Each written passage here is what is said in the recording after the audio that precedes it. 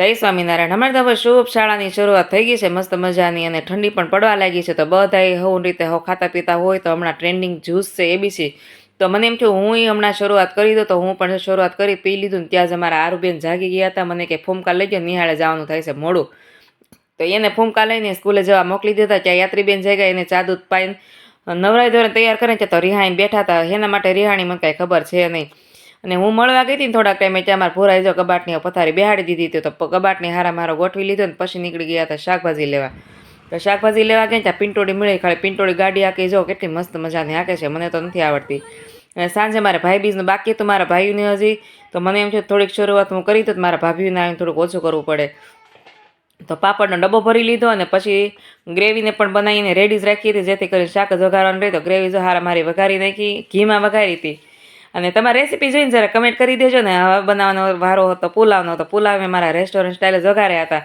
અને મારું જે પંજાબી શાક છે એ જો ખાલી એકદમ લાલ ચટાકેદાર જેવું બહાર મળે ને એના કરતાં પણ સારું, અને લીલોતરી વિનાનું શાક કાંઈ બને નહીં। અને પછી વારો હતો મલાઈનો, તો એ ફ્રીજમાં પડી હતી કે હવે નાખો, બે દીધા ભેગી કરો તો એને કાંઈક યુઝ કરી નાખો। મેં તો હાલો વહી આવો સીધા શાકમાં, તો શાકમાં ભળી ગઈ।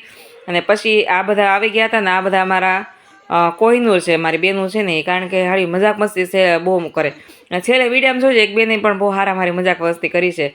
અને ત્યાં ભાભી બેસી ગયા વાસણ સાફ કરવા, મને કે તમે સવારના કરતા છો, ભાઈ આવી ભાભી હોય તો કોને ન ગમે।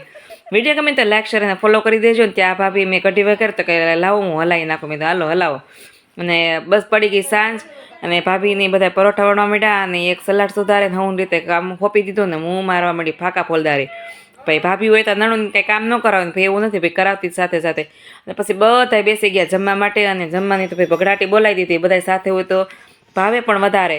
તમે તમારા ભાઈ અને ભાભી જોડે આ રીતે બેસીને જમો છો કે નહીં જરા કમેન્ટ કરી દેજો। અને મને તમારી ભાભી જોડે, મારા પરિવાર જોડે, બધા જોડે મજા આવે ને। તમને મેં કીધું હતું ને છેલ્લે અમારે કોઈનો ડાન્સ કરવાનો, જો આ અમારી પરી છે, અને બધાને હસાવતી હતી ને બધાએ બહુ મજા કરીને ખીલખીલ્યા ખુંદા।